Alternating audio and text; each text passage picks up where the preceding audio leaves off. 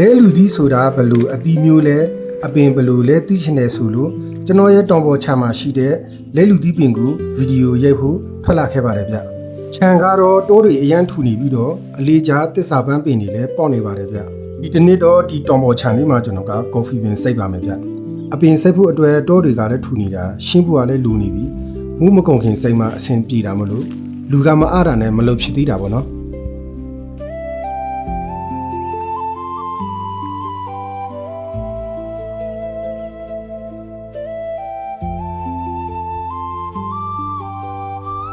ခြံထဲပတ်သွားရင်းနဲ့မူတွေတွေးတာမို့လို့မူဟင်းနဲ့လဲလူသီးပဲပုတ်ထောင်းဟင်းချက်ပြမယ်ဗျာဒီမူတွေကတော့ကျွန်တော်တို့ရှိမှာငှက်ဆွတ်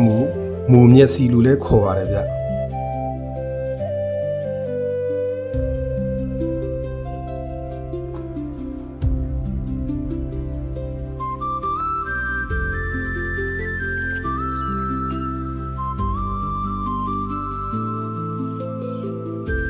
ခြံထဲမှာအလေးကြားတစ္ဆာပန်းတွေကတော့အများကြီးပေါက်နေပါတယ်ဗျ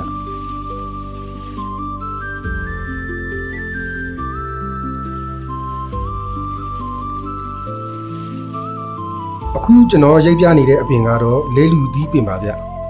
သူ့ရဲ့အစီလေးတွေကတော့ငရုတ်ကောင်းစီလေးနဲ့တူပါတယ်ဗျသူကတီးပြီဆိုရင်လည်းတပင်လုံးမြိန်နေအောင်တီးပါတယ်ဗျငရုတ်ကောင်းစီလူမျိုးသူ့ရဲ့အနံ့အရသာကမွေးပူပူဆက်ဆက်လေးရှိပါတယ်ဗျရှမ်းပြည်မှာတချို့ဒေသမှာဆိုရင်ဒါကိုရှမ်းငရုတ်ကောင်းလို့လည်းခေါ်ကြသေးပါတယ်ဗျ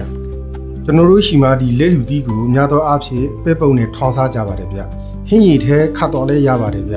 ပြီးရင်မြစ်တုပ်တို့ဘာတို့အလိုအတုပ်ထဲကိုလည်းထောင်းပြီးတော့ထဲတုပ်လို့ရပါတယ်ဗျကျွန်တော်ကတော့တကိန်းကိန်းချိုးပြီးတော့ပြန်ပါမယ်ဗျနောက်လူတွေလည်းချူးစားလို့ရအောင်ထားခဲ့ပါဦးမယ်ဗျကျွန်တော်တို့ရဲ့ပူးပွားလက်ထက်တုန်းကဆိုရင်ဒီလဲလူသီးကိုပေါ့နော်ကျွန်တော်တို့ကြက်ခုစီမှာတင်ထားတာပေါ့နော်တနေ့ပတ်လုံးအဲ့ဒီလဲလူစီကိုကျွန်တော်တို့ကစားလို့ရအောင်တို့ကအချောက်ခံထားတဲ့သဘောပါဗျအခုကျွန်တော်ချိုးလာတဲ့အကဲကိုလည်းကျွန်တော်ကြက်ခုစီပေါ်မှာဆွဲထားပါမယ်ဗျနောက်ပိုင်းကျရင်သူအစီတွေကချော့ပြီးတော့မှအမဲအစီလေးတွေဖြစ်သွားပါတယ်ဗျအဲ့ဒီအမဲအစီလေးတွေကိုကျွန်တော်တို့ပဲပုံနဲ့ထောင်းစားတာဟင်းရည်တဲ့ခတ်တော့တာအတုပ်ထဲကိုထောင်းပြီးတော့တုပ်စားတာမျိုးလုပ်လို့ရပါတယ်ဗျ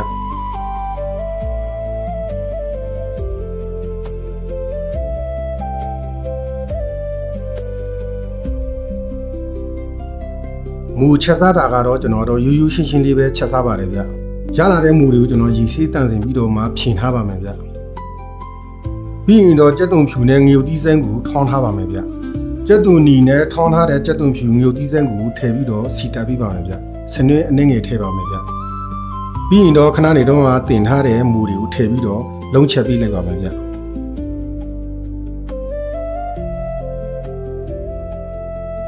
မူတွေနူးလိုက်ရင်တော့ကျွန်တော်တို့တင်ထားတဲ့ကစုံရွက်ကိုထည့်လိုက်မယ်စားအချုံမို့အနှဲငယ်ထည့်ပြီးတော့မှလုံးချက်ပြီးလိုက်ပါမယ်ဗျလဲလူသီးပဲပုံထောင်းဖို့အတွက်လဲလူသီးတွေကိုကျွန်တော်ဆုံထဲမှာညက်နေအောင်ထောင်းပါမယ်ဗျပဲပုံနဲ့လဲလူသီးနှမျိုးလေးထောင်းလို့ရတယ်လို့ကြက်သွန်ဖြူငရုတ်သီးနဲ့ထောင်းလဲရပါတယ်ဗျအခုတစ်ခါမှာတော့ကျွန်တော်ကလဲလူသီးပဲပုံကိုကြက်သွန်ဖြူရဲ့ငရုတ်သီးလိုထောင်းထားတာလေးကိုထည့်ပါမယ်ဗျဒီလိုစီစီပန်ပန်လေးရလာပြီဆိုရင်တော့အရန်စားကောင်းတဲ့လဲလူသီးပဲပုံထောင်းရပါပြီဗျ